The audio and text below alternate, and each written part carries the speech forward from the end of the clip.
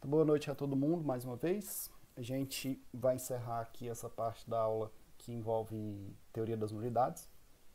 Na aula passada, bem breve aqui para a gente fazer uma revisão, falamos da nulidade absoluta, basicamente tendo como características. E sempre lembrar, né, a nulidade ou a invalidade, ela é por si só uma espécie de sanção, que é um choque daquele negócio jurídico com o que o sistema, o direito está falando. Então, nós temos uma nulidade absoluta, que tem como característica, como apontamos aqui, ou, na verdade, características, a violação ao interesse público, a possibilidade de ser apontada, apresentada, arguída pelas partes, pelo Ministério Público, como fiscal do ordenamento, ainda assim terceiros interessados. Esses terceiros interessados no direito civil geralmente são pessoas que têm algum envolvimento patrimonial ali. Então vamos pensar, por exemplo, quando você fala de um testamento, será terceiro interessado aquele que é o herdeiro, né? Ou seja, aquele que se interessa pelo testamento, tendo em vista que vai receber a herança. A nulidade absoluta, ela não admite nenhuma espécie de convalidação, ela não se torna válida, ela não se confirma e não é possível você sanear nenhum problema que ali existe. Ela pode ser declarada de ofício pelo juiz, só que, quando eu falo declarada de ofício pelo juiz, eu até destaquei aqui o artigo 168, quando fala que não depende de provocação de ninguém, o juiz pode agir de forma espontânea, vamos dizer assim, ele faz de ofício. Quando fala de ofício é porque ele verifica a nulidade, ele já aponta ela ali e declara a nulidade quando absoluta. E esse fato dele poder agir de ofício não lhe permite que ele resolva, né, supra, confirme, convalide, não. A nulidade absoluta, ela é uma nulidade e retira ali os efeitos do negócio jurídico. Além disso, ela é declarada por meio de uma ação declaratória de nulidade, que tem efeitos, como eu destaquei aqui para vocês, ex tunc, que é a ideia da testa, que retroage, que vai para trás, atinge fatos passados. Então a nulidade absoluta, ela retira todos os efeitos do negócio. Ela pega desde o momento em que se verificou a nulidade e vem arrastando para trás, tirando todos os efeitos. E ela pode ser reconhecida a qualquer tempo, a qualquer momento, em qualquer grau de jurisdição. Toma cuidado com isso aqui, que eu estou até lembrando agora. Cuidado que o STJ tem uma expressão que é a chamada nulidade de algibeira. Algibeira é como se fosse um bolso. E aí o que é a ideia aqui? Já aconteceu de um certo caso, o STJ julgar, em que o sujeito ele verifica uma nulidade, só que ele não fala nada, fica caladinho. Então imagina que você está advogando e aí você verifica que tem uma nulidade que vai beneficiar o seu cliente. O que você faz, advogado esperto? Você deixa acontecer. Por quê? Porque se der certo para o seu cliente, você fica caladinho. Mas se o seu cliente for prejudicado, você fala, opa, é como se você tirasse do bolso aquela nulidade que você já sabia e falou, opa, peraí, STJ, aqui ó, tem uma nulidade aqui. Como a gente acabou de ver que ela pode ser alegada a qualquer momento, em qualquer grau de jurisdição, a princípio você teria que falar que essa nulidade, que ficou no bolso, que o sujeito sabia, que todos os indícios lhe mostravam que ele já tinha conhecimento, ela tem que ser reconhecida e retirar os efeitos ali para trás. Mas o STJ tem falado que a nulidade de algibeira, ela viola a boa-fé objetiva. E por isso não deve ser admitida. A partir do momento em que você conhece a nulidade, de acordo com o STJ, e com base na boa-fé objetiva, você precisa falar, né? Até porque vocês estudaram lá no Código de Processo Civil, se já não estiverem estudando, que é dever de todas as partes cooperar para que o processo tenha o julgamento de mérito ali o mais rápido possível. Essa é a ideia aqui. Só essa observaçãozinha que talvez possa aparecer alguma coisa para vocês, e já sabem que a nulidade de beira é aquela que o sujeito guarda, né? É como se fosse uma carta coringa. Ele guarda, pô, se precisar eu, jogo ela ali na mesa. O STJ diz que não. A boa-fé não permite que seja feito isso. Hipóteses de nulidade estão, dentre outras hipóteses que tem previstas no Código, de uma forma geral, elas estão no artigo 66. Trata lá do negócio de direito celebrado por absolutamente incapaz, aquele ilícito, enfim, os que a gente mencionou aqui na aula passada. Aí, como eu disse para vocês, nós iríamos falar da simulação, mas em razão da adequação, necessária adequação do tempo aqui, optei por passar pela nulidade relativa. A gente fecha essa matéria deixando o parênteses da simulação aqui, e aí na próxima aula a gente já fala, na próxima aula depois da prova, depois da avaliação, a gente fala da simulação. E a nulidade relativa ela é bem simples, quando a você já foi apresentada a nulidade absoluta. Basicamente é uma sanção mais branda, uma vez que diz respeito a questões de ordem particular ou privada. A nulidade relativa, ela é aquela nulidade em que há um prejuízo, mas é um prejuízo tão somente às partes. A coletividade, as pessoas de uma forma geral, não tem muito interesse ali. Na verdade, a nulidade relativa está mais relacionada a uma certa violação da própria autonomia das partes que estão ali envolvidas no negócio jurídico. E aí a gente pode apontar aqui como características da nulidade relativa, vou pular isso aqui para baixo. Como características, nós podemos, primeiro, atinge o interesse privado, particular. Então, a ideia aqui, da forma com que eu expus, vocês verão, até a gente pode fazer um quadrinho depois, é comparar que é nulidade absoluta, que é nulidade relativa. Nulidade absoluta atinge interesse público, exatamente por isso que ela tem esse caráter mais grave. A nulidade relativa, ela atinge tão somente interesses privados das pessoas ali envolvidas e não mais que isso. Exatamente por isso, por atingir interesse tão somente privado, ela somente pode ser arguída, ou seja, apontada, apresentada, pelos sujeitos que são ali interessados. Você não permite, por exemplo, que o Ministério Público levante uma nulidade relativa. Por quê? Porque o Ministério Público se preocupa com questões de ordem pública, interesse público. Aqui o interesse é das partes. Então você só pode admitir que alguém aponte uma nulidade relativa se essa pessoa estiver realmente envolvida naquela situação ali, se ela for de fato um interessado, né? Obviamente as partes envolvidas ou os terceiros ali interessados. O Ministério Público está fora.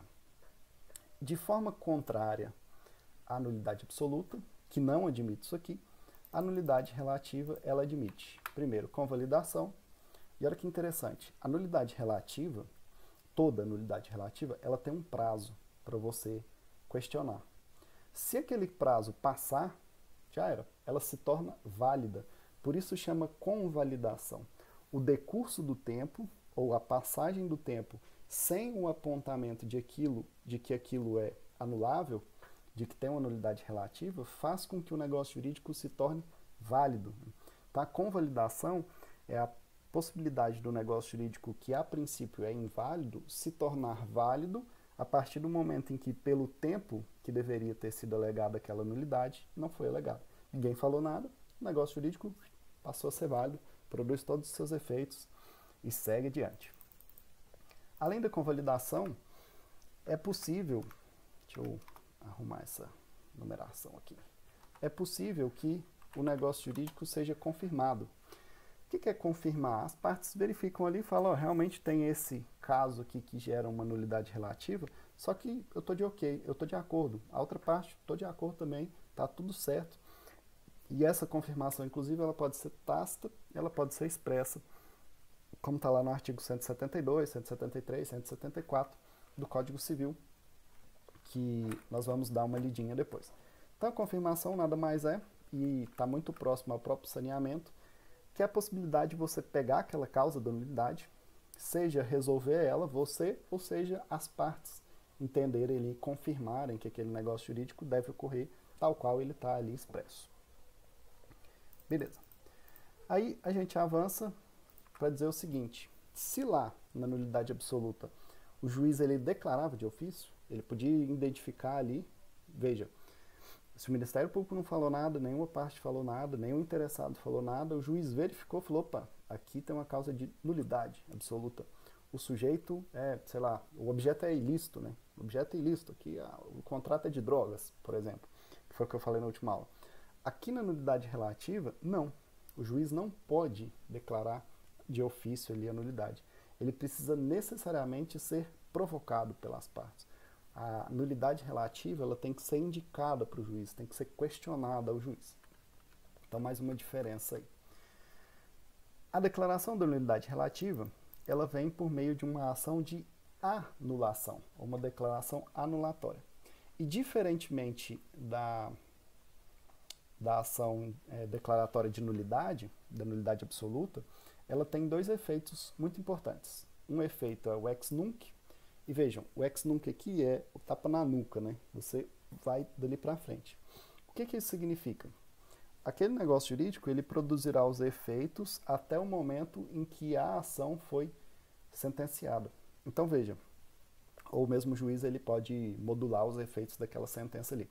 Mas, a princípio, os efeitos da declaração de anulação, eles só ocorrem dali para frente, de maneira que todos os atos que foram praticados anteriormente são considerados o quê?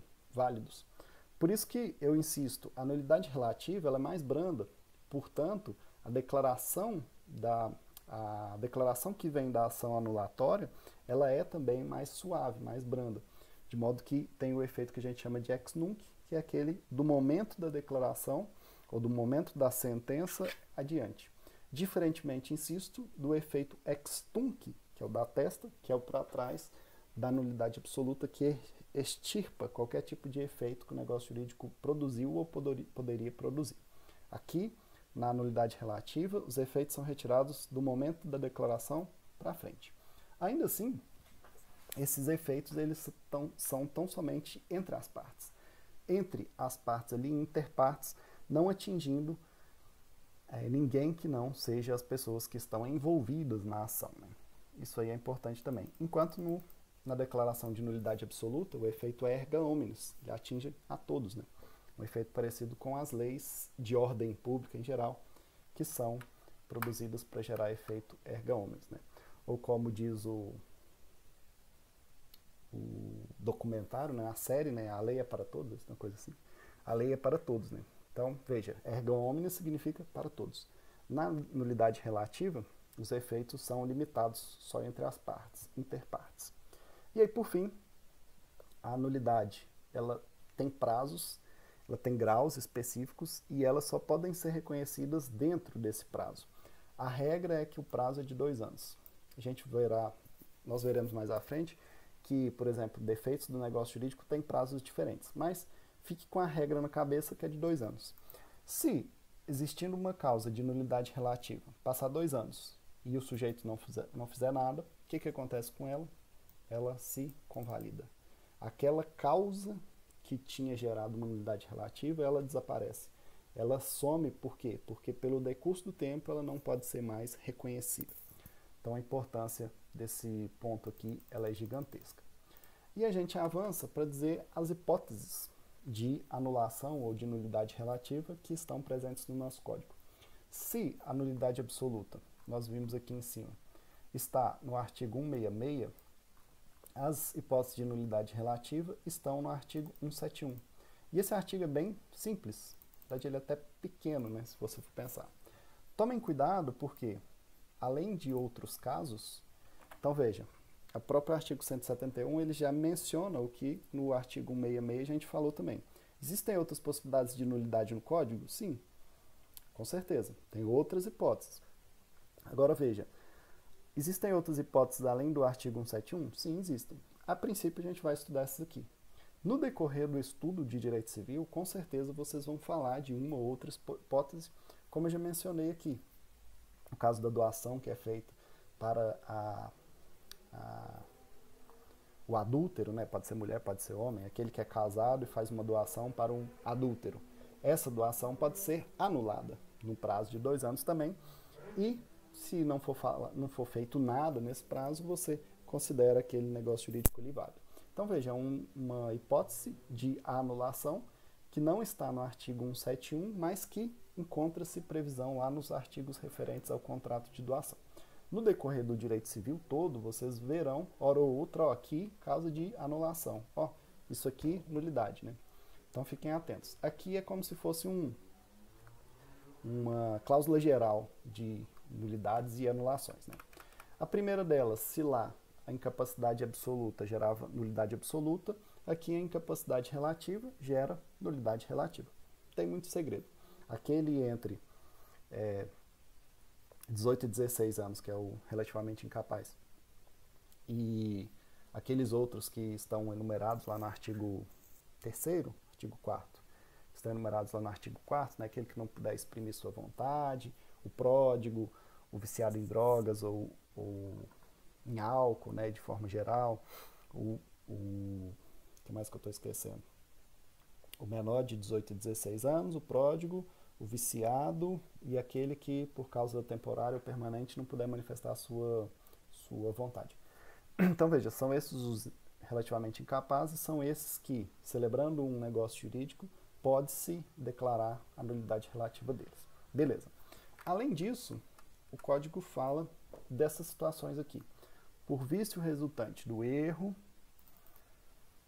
de dolo, de coação, de estado de perigo, de lesão ou a fraude contra credores. O que são isso? Isso são defeitos do negócio jurídico. São situações que vão interferir especialmente na vontade das partes.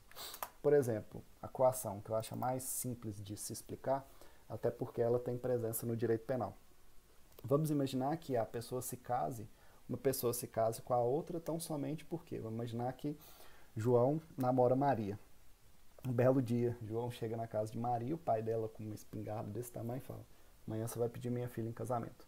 Veja, ele oferece uma ameaça, que é a coação, uma ameaça de causar mal à pessoa para que ela celebre um negócio jurídico. No nosso exemplo aqui, o casamento. O casamento promovido por meio de coação é um casamento que pode ser o quê? Anulado. Por quê? Porque ele tem um vício resultante da coação, que é um defeito do negócio jurídico. Essa matéria aqui é a próxima matéria que nós vamos estudar. Mas desde já que vocês fiquem cientes de que os defeitos do negócio jurídico, eles estão interferindo na vontade, na manifestação da vontade das pessoas e, consequentemente, vão interferir na validade, tendo em vista que, quando a gente falou lá do plano de validade, nós falamos que a vontade tem que ser livre e consciente, acho que foi alguma coisa assim que eu falei. Então, os defeitos do negócio jurídico, eles impedem que a vontade seja livre e consciente. Então, a ideia é essa. Basicamente, essas duas grandes causas de anulação aqui, incapacidade relativa e defeitos do negócio jurídico. Defeitos do negócio jurídico nós vamos estudar, mas, em regra, são situações que impedem que a vontade do sujeito manifestada ali seja livre e consciente. Outro exemplo muito fácil de entender é o dolo também, né? O que é o dolo? O dolo é você induzir aquele negociante que é o seu parceiro ao erro. Então, você vai vender seu carro, aí fala pro cara: não, o carro é zerado, nunca deu nenhum problema, nunca bateu e tal. Quando, na verdade, o carro já pegou fogo, foi de incêndio, foi leiloado, né? Enfim. Veja, eu induzi o meu parceiro contratual ao erro. Eu menti para ele, eu enganei ele, né? Esse seria um tipo de defeito do negócio jurídico. Inclusive, notícia dessa semana, de ontem, o sujeito que conseguiu a anulação de uma compra de uma Ferrari de mais de R$1 milhão. Por quê? Descobriu que ela tinha sido toda reformada, parece que o carro tinha batido e tal. Por quê? Porque está aqui, ó, dolo, né? O sujeito mentiu, porque muito provavelmente se ele tivesse falado que o carro tinha sido batido e tal, ou você pagaria um valor a menos, ou não faria o negócio. Então, veja, a vontade aqui, ela tem que ser totalmente livre. Eu tenho que estar ciente das informações relevantes, substanciais, para definir se aquele negócio jurídico é interessante ou não para mim. Se tiver alguma causa de forma obscura ali que retire a minha vontade, a liberdade da minha vontade, a consciência, ou aquilo que a gente chama de o consentimento totalmente esclarecido, isso pode ser considerado um defeito do negócio jurídico. Matéria que a gente vai estudar à frente. Então, em resumo, temos essas duas, pensando aqui na teoria da invalidade ou teoria da nulidade, temos essas duas hipóteses, que são os dois grandes gêneros, né? Você tem a teoria da invalidade ou nulidade como um gênero, e as duas espécies ali, nulidade relativa, que gera a anulabilidade ou o negócio anulável, e a nulidade absoluta, que gera a expressão nulidade e também o negócio jurídico nulo. Beleza? A gente fica, portanto, na próxima aula com o dever de passar a simulação para vocês E a gente segue, logo depois de falar da simulação, a gente já entra nos defeitos do negócio jurídico, até porque vocês verão, a simulação ela tem relação também com esses defeitos aqui. Ok?